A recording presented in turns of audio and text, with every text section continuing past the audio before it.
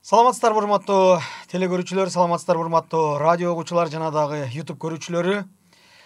Барыңыздар менен бирге амандашып отурган Медиа Манас мекемеси, Манас ТВ, Манас радиосу жана Медиа Манас YouTube каналы. Билингендей, 15-июль 2016 жыл Түркияда аскердик төңкөрүш аракети болуп өткөн. Андан бери карай 5 жылдык убакыт өткөн экен.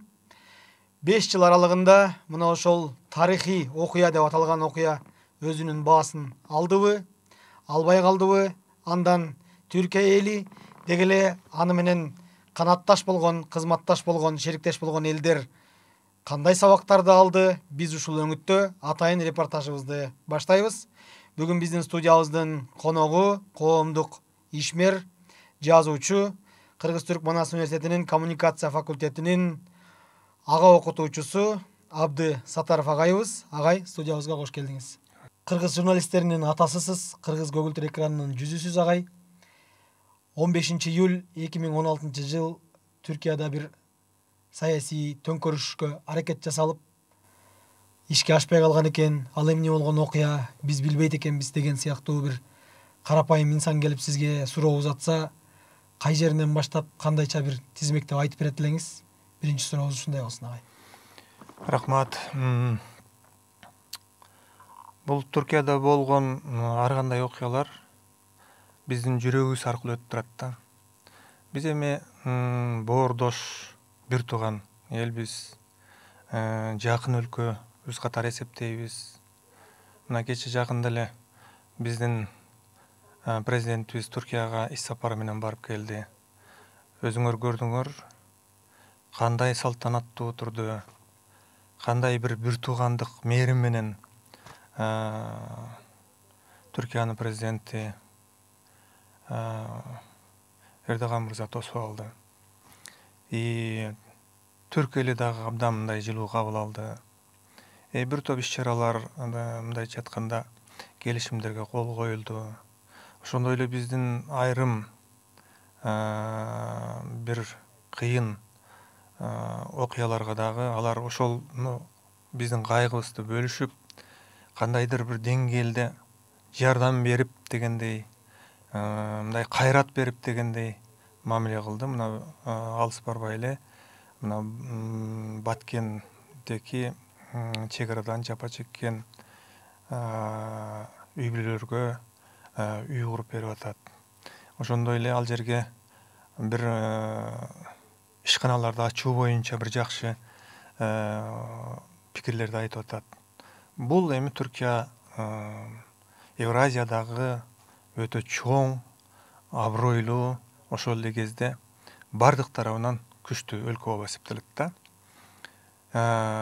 Мына ушундай учурда биз жана мен жогоруда айтып кеткендей, Түркиянын ийгилиги үчүн биз кубанабыз. Айрым бир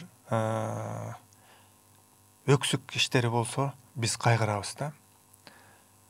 Мына өзүң айтып кеттиң, ошол 2016 жылы 15-июлда 16-июль 2 күн. Абдан жалпы эле дүйнө коомчулугу үчүн абдан тескериден тескери болгон окуя болду да. Немистерде бир сөз бар. Бул өзү термин да болуп кеткен, путч деген. Путч деген ошол кичинекей бир уч аскер кызматкерлеринин чогулуп алып, мыйзамдуу бийликке козголоң кылуу да. Ошол бийликти тартып алууга аракет жасоо болуп эсептелет да. Мына ошондой көрүнүш ошол 2016 жылы болду да. Бул бир эле күндө даярдалып, бир эле күндө болгон иш эмес. Мунун түбү өтө терең. Мунун өзүнүн идеологиясы бар, өзүнүн каржы булактары бар, өзүнүн адистери бар, өзүнүн адамдары бар. Ар кандай жамаат, уюмдар кайсы өлкөнү албайлы, сөзсүз түрдө анын бир өзгөчө өздүк максаттары болот. Тилекке каршы биз кыргыздар ушул нерселерге анча баам салбайбыз да. Ойлонуш керек да, бул эмне деген уюм? Эмне деген жамаат, кайдан келди? Неге жардам берет? Эмнеге жардам берет?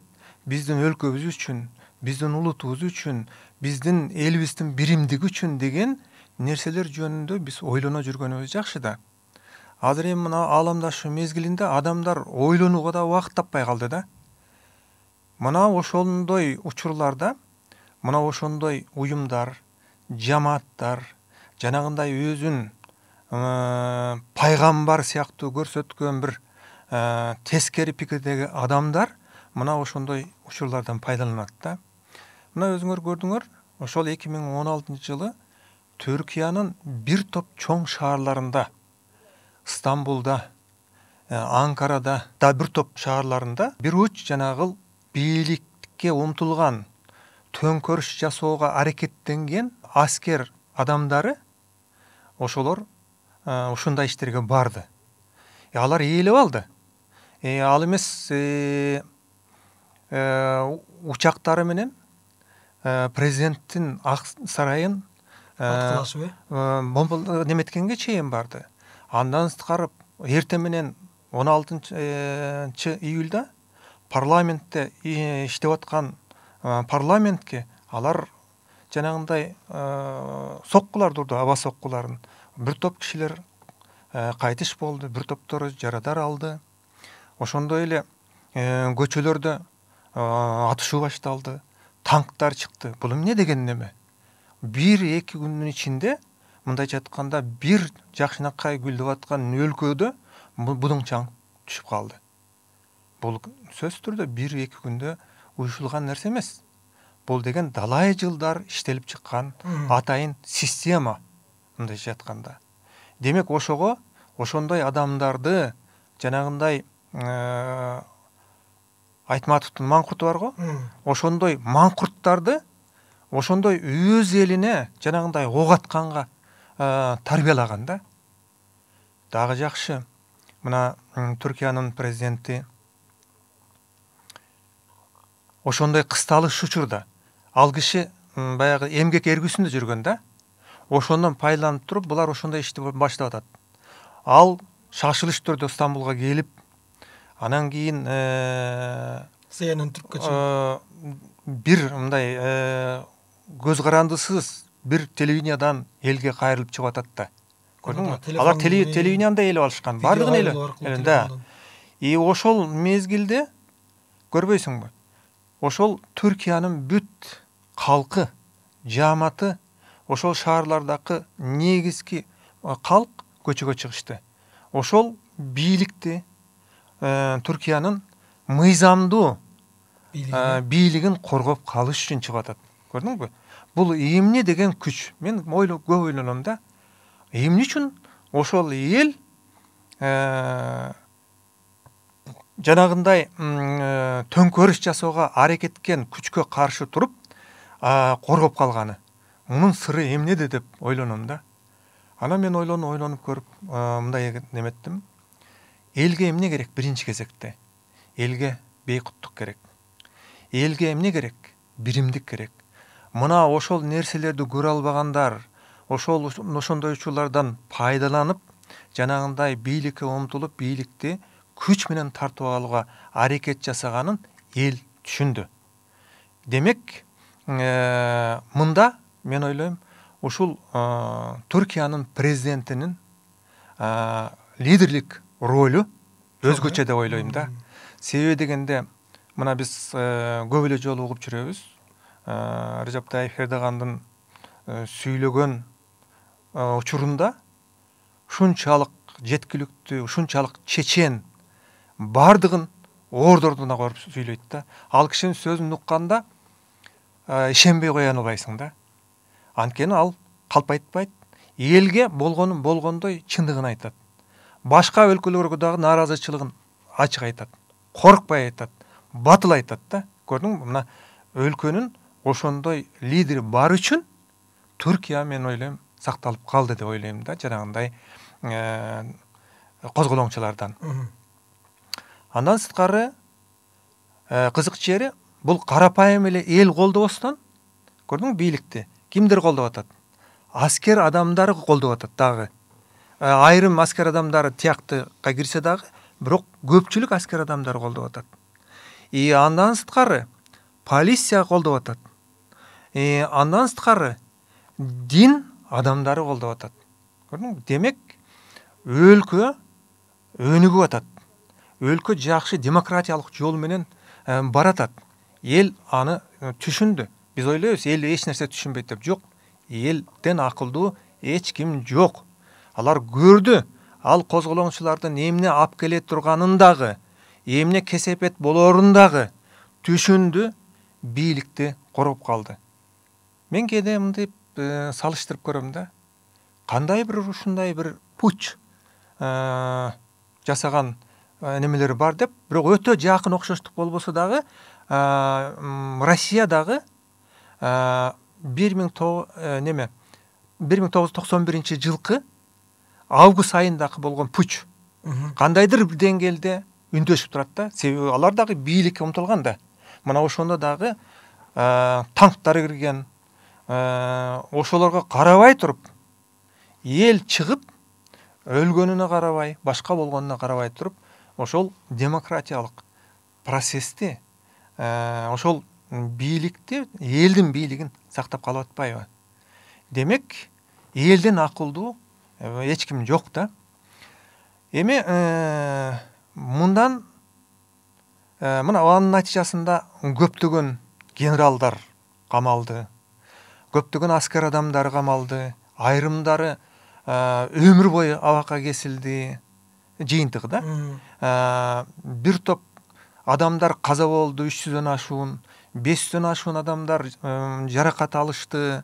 Адан кийин бүгүнкү күнгө чейин бул процесс жараян уланып келатат.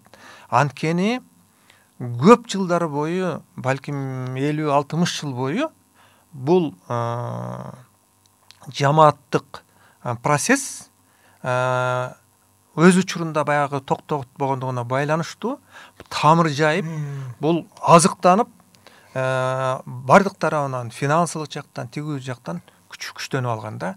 Ошон үчүн көп тармактарга, бийликтин тармактарына, кызматтарга алардын адамдарынын бардыгы жанагы мите курттай болуп кирип алган. Бирок алардын жасаганы башка, ойлогону башка, акыры алар өз жүзүн көрсөттү. Демек, бул террористтик уюм деп эсептелди Туркияда, туурабы? Башка өлкөлөрдө ошондой эсептелди.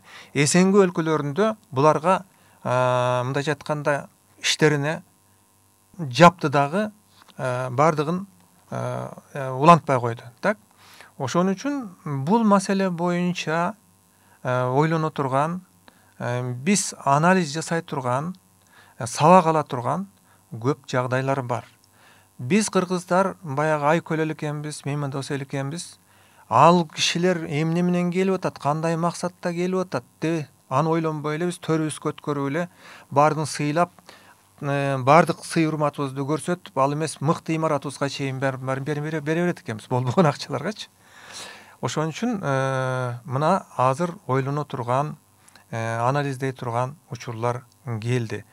Негизинен бул элге кыянаттык кылган, каразгөйлүк бир мындай элге каршы иштеген адамдардын жүзү эртеби кечпи көрүнөт экен. Мына биз көрүп атабыз, аны ким экенин дагы жакшы билесиңер. Ошон үчүн мына ушундай нерселерде биз сак болушубуз керек. Бул биз үчүн өтө чоң сабак. Муну биз улантышыбыз керек. Тарыхчылар болобу, айрыкча тарыхчылар, саясатчылар, мына ушул нерселерди тереңирээк изилдеп, иликтеп, жалпы мындай бир элге жайылтыш керек.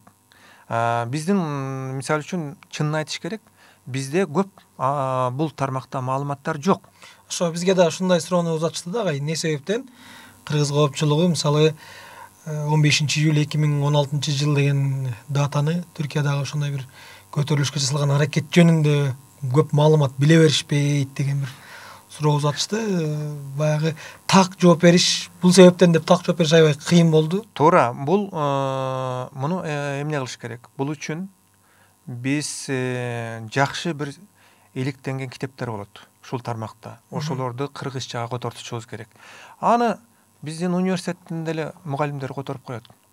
Колдоо болсо, мына ошолорду котортуп, айрым учурларда жаштарга, студенттерге бул маселелерди биз түшүндүрүшүбүз керек.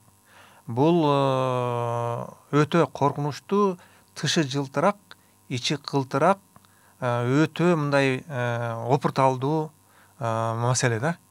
Ошон үчүн муну ар бирибиз билишибиз керек да. Мен ошентип ойлойм.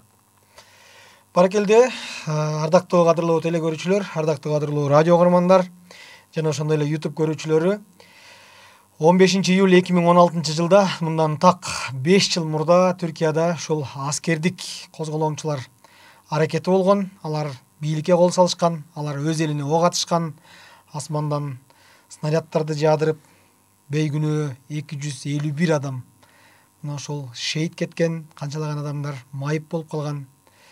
Бул күн Түркиянын тарыхында, деги эле тектеш түрк тилдүү калктардын тарыхында орчундуу бир окуя катары калды. Аны биз жок дегенде жыл сайын бир эскерип, мына ошол тамыры бир, тарых бир эл катары окурмандарга, коомчулукка жеткирип берип турушубуз керек деп ойлойбуз. Бул багытта атайын репортаж жасадык. Студиябыздын коногу коомдук ишмер, жазуучу, Кыргыз-Түрк Манас университетинин ага окутуучусу, кыргыз журналисттеринин атасы Абды Сатаров агайыбыз болду. Агай, сизге убакыт бөлүп келип, ошол өзүңүздүн жеке баамыңыз менен, ой толгооңуз менен ушул окуяны жөнөкөйлөштүрүп кыргыз коомчулугуна жеткирип бергениңизге чоң ыраазычылык. Ар дайым мына ушундай бир серепчи керек болгондо эфирибизге чакырып туралы, келип туруңуз, бар болуңуз. Рахмат, бирге бололу. Рахмат. Көрсөтүүбүздү жыйынтыктайбыз. Ал эми алдыда дагы да болсо сизди мына ушул багыттагы атайын чыгарылыштагы репортаждар күтүп турат. Аман болуңуздар.